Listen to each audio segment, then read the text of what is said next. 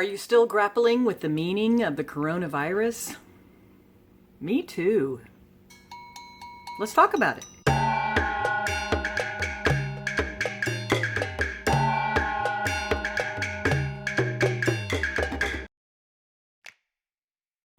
Well, so far in my little town, we don't have any cases of coronavirus that we know of, but of course testing is kind of an issue, so who knows. I'm on my way to the grocery store. I just took off my hairnet and my gloves because we were at the elementary school cafeteria putting lunches together to be delivered by the bus drivers to kids all over the area. So that's pretty cool. We have a lot of people coming in to volunteer. Hopefully we'll have some more next week. And that way kids won't have to worry about whether or not they're going to get to have a meal. The bus drivers deliver breakfast, and then they come back and pick up lunch and deliver lunch, so that they're delivering 2 separate meals. That way they avoid the problem of having kids get a bag of food and just sit and eat it all in one sitting, I guess.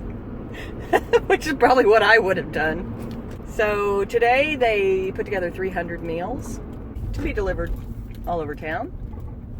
And it's a small town. Despite the national coronavirus news, there are quite a few people in the parking lot today. I'm still getting rockstar parking.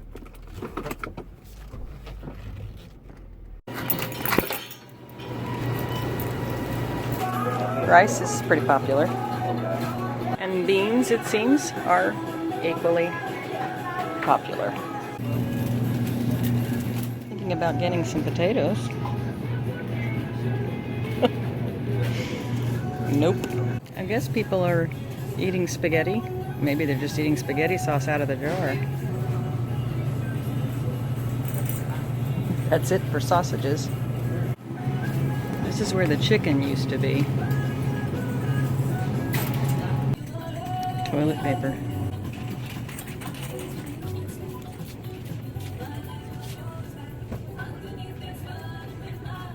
They're not talking 2 packages. They're talking 2 rolls.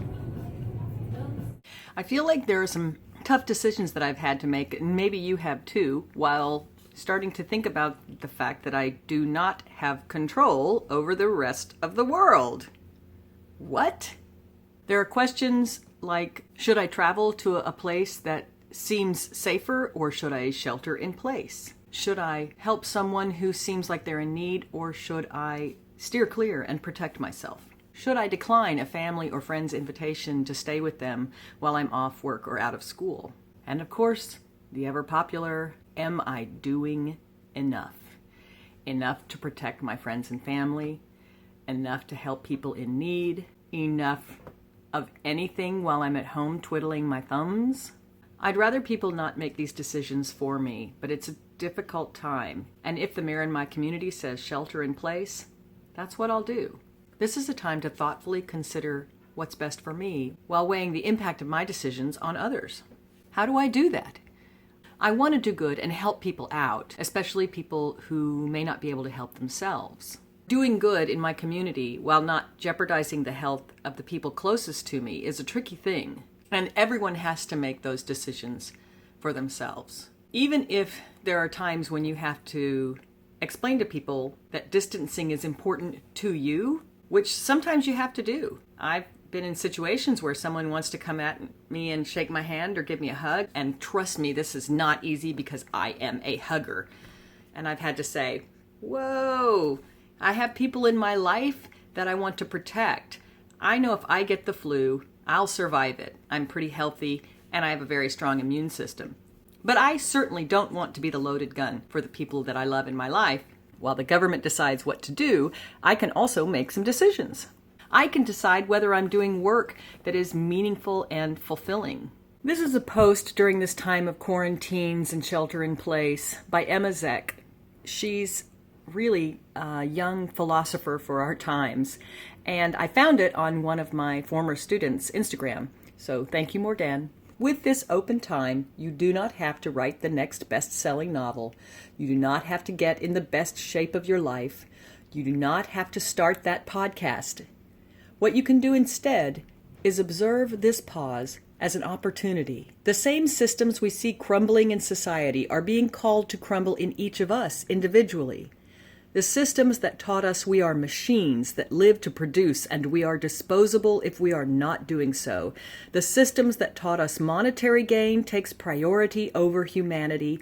The systems that create our insecurities then capitalize off of them. What if we became curious with this free time and had no agenda other than to experience being? What if you created art for the sake of creating? What if you allowed yourself to rest and cry and laugh and play and get curious about whatever arises in you? What if our true purpose is in this space? As if Mother Earth is saying, we can no longer carry on this way. The time is now. I am reminding you who you are. Will you remember? Emma Zeck.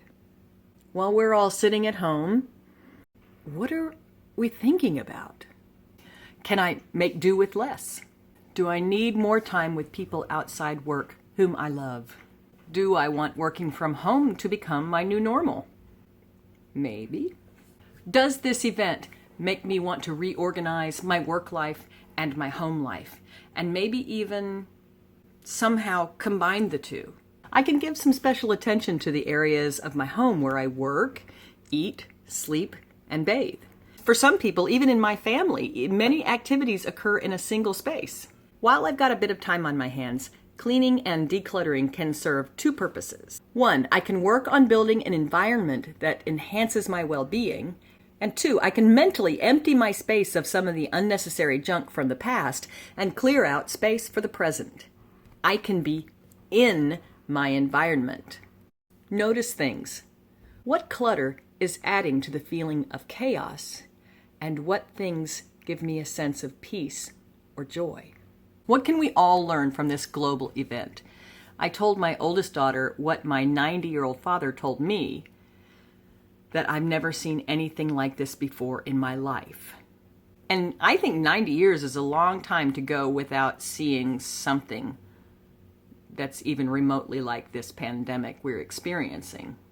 So if you're feeling overwhelmed or sad or angry, it's okay. You're reacting normally. Because really it is too big to take it all in. And some of us are actually trying to do that. I'm going to really encourage that idea of limiting your intake of world news.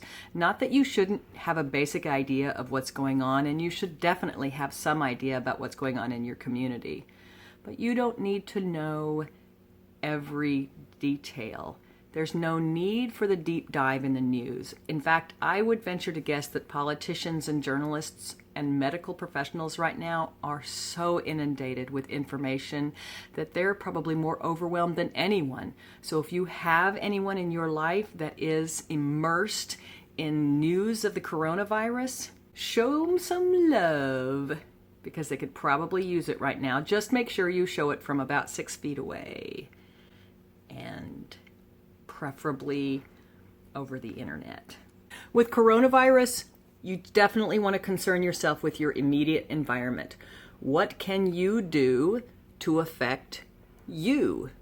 Is there space where you live where you can take a walk and not bump into 100 people? Do you have a space in your home that's uncluttered? Even a small space where you can sit, meditate, read, listen to music, anything that feels soothing to you. And certainly, what can you do to affect those who are in your immediate environment? Take all the precautions. Behave as if you have the virus, because honestly, we really don't know. You could have it for 3 weeks without showing any signs. If it's a case of looking foolish for overdoing it versus being responsible for someone you love becoming extremely ill, it's probably okay to err on the side of looking foolish. An abundance of caution is not a bad thing.